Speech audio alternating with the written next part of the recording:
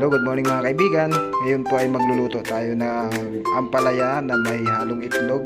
Ito po yung basic recipe. Ito yung ampalaya, yung itlog, bawang, sibuyas, tsaka kunting asin lamang. Hindi na tayo maglalagay ng magic sarap o bitchin kasi nga nakakasama yan sa katawan. At tsaka yung sili. So let's go mga kaibigan. Ito yung mga kaibigan yung pinaka tip para hindi maging mapait yung ampalaya kapag kayo magluluto. Isa sa lagyan ng kunting asin, tsaka kumusan.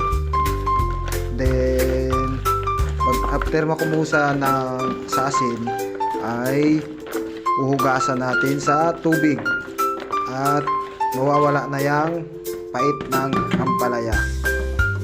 So ito na mga kaibigan, unahin natin ilagay ang mantika, kunting mantika.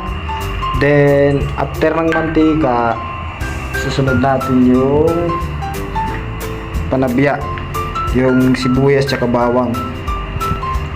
Hintayin lang natin ng kunting minuto, segundo lang. At ito na, pwede natin itong ilagay. Ilagay natin ang sibuyas tsaka bawang. Haluin natin yung sibuyas at bawang para magiging pantay yung pagkaluto niya. Then after nyan, talagay ko yung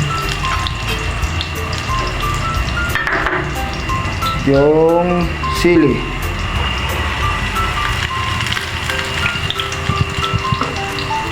Basic lang ito magluto ng ulam na ampalaya with egg. Nakikita ko natin yan mga kaibigan, napakasarap yan kasi ang maganda dito pag nilagyan mo ng sili, sarap yung pagkain mo. Okay, sunod natin na ilalagay ay ang ampalaya. Isayin na rin natin yung ampalaya. Yari ang ampalaya.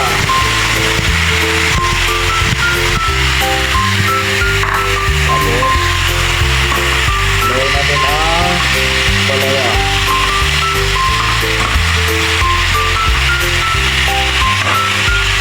Yan. Siguradong matututunan nyo kagad ito mga kaibigan, kasi hindi lang talaga magluto ng ganitong ulam.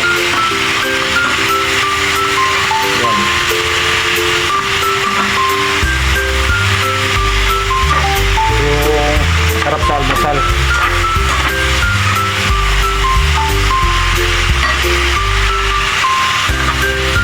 Ayan.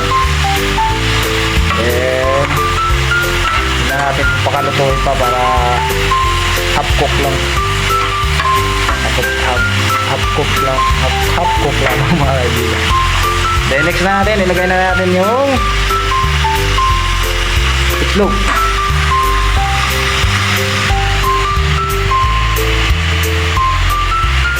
Yung itlog. Yun. Sabi. Sarap.